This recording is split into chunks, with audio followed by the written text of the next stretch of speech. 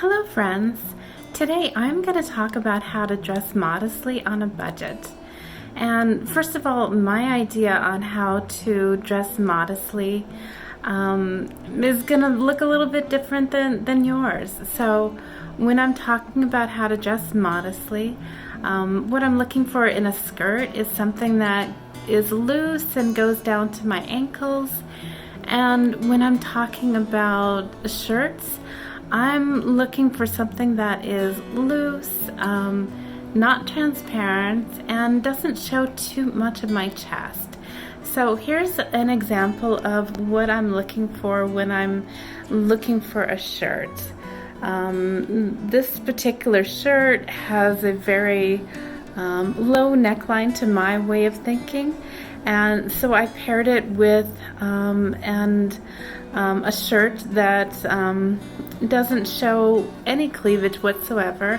So this is kind of what I am looking for when I am looking for a shirt. So first of all, I'm going to be showing you the type of skirts that I wear. And most of my skirts I sew by hand. And then I'll be showing some of the shirts that I purchased, and also what I do to modify them so they look modest to my way of thinking. So let's get going. This is a corduroy skirt that I did.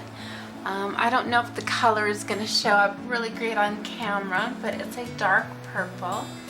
And I do love the corduroy material for the colder climate that I live in. It just works really great. And the skirt was a little bit too long.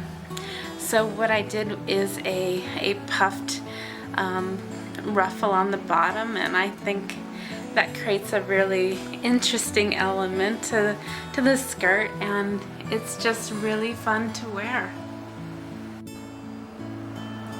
This is a tiered skirt that I again made by hand, and I just love all of the layers and the colors. This is a corduroy skirt, so it's going to work really well with being in a colder climate. And the length on the skirt actually turned out to be a few inches too long, so I decided to do something a little bit new. I did a puff trim around the topmost layer. This is my first time doing a puff trim, but I thought that would be really an interesting element to add to the skirt. So what I did is I used the puff trim technique. And I also did some loops with the flower material. So I think that turned out really well. So that is one example of a long skirt. And sometimes when I think people think about long skirts, they just think about the maxi kind of skirt and how it doesn't have a lot of interesting elements. So I think this is a really good example of how a long skirt can be made interesting. This is a Victorian double skirt. I thought it would be really interesting to do something a little bit historical and kind of fun and interesting. I do love all of the ruffles and the layers. This is one of my favorite skirts to wear when it's really cold out. The two layers really make it very warm, and if it's below freezing, which sometimes it does, I can even layer it up with even more layers, and it's just a wonderful warm skirt to wear during winter. Not one of the cheapest I've ever done. I think the fabric turned out to be maybe $60. But sometimes being on a budget and being frugal means making something that's gonna last a long time. So it's a really good material, and it's something that I can wear easily year after year.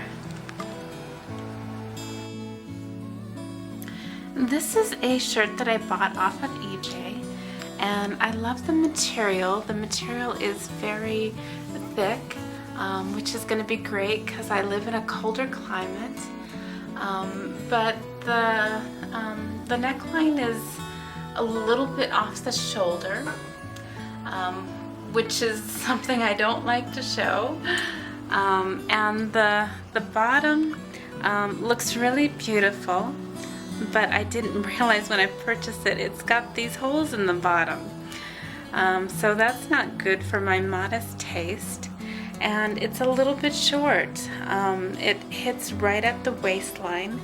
And I like for my shirts to be a little bit lower than my waistline, just to be sure I'm not showing off my middle part when I'm moving around. So what I did is I purchased a shirt. This one is a Champion, and I think it works really good, just to kind of bridge the gap between my shoulders, so I'm not showing off anything I don't want to be showing off. And it works really good on the bottom, so I'm not seeing it kind of fills in the holes, and I think that looks really good underneath. And it's also a few inches longer. So this is how I modified this particular shirt. And this is another shirt that I purchased off of eBay. The things that I love about it, I love the sleeves. The sleeves are 3/4 length, and they're wide, which makes it really comfortable.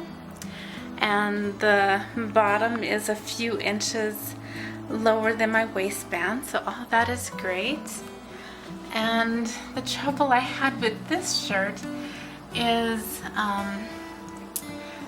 that it showed off a little bit too much cleavage for my way of thinking.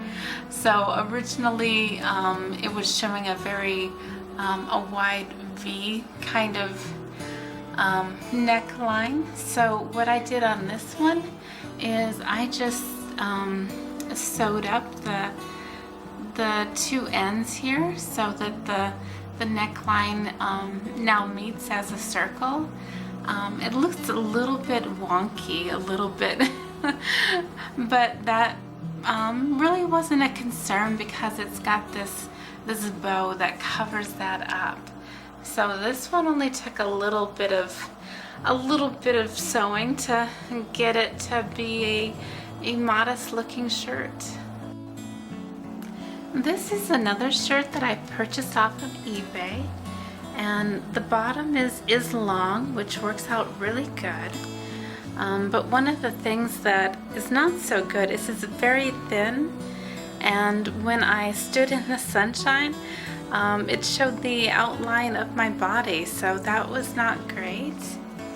And the other issue I had with this shirt is it's a little bit off the shoulder. So it can easily be tightened, but it still showed a little bit too much of my shoulders. So what I did is I added in a tank top, which helped with the neckline, and it also helps so it's got another layer of fabric, so it's not see-through anymore. So that's how I modified this shirt. This is an Old Navy shirt that I purchased off of eBay, and I love how long it is. So the length was great, and the sleeves are long and feel really great.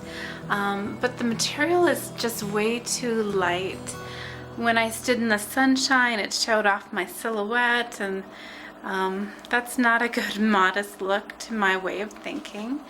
And the neckline was the most problematic, I think, just because the V kind of went down way too low for me, and it was a little bit off the shoulders. So what I did is I paired it with a C.J. Banks undershirt, and I love C.J. Banks. I love how modest their neckline is. I'm not sure if I completely like the color red with all of this purple and pink. I may decide to buy a different color, I think, for this shirt. But for now, the red works okay. So the undershirt makes it so I'm not showing off too much of my chest, and the shirt is not falling off my shoulders, which was what it was doing. And the undershirt really helps, so it's not a shirt that shows off my silhouette in the sunshine. So this is how I adjusted this shirt.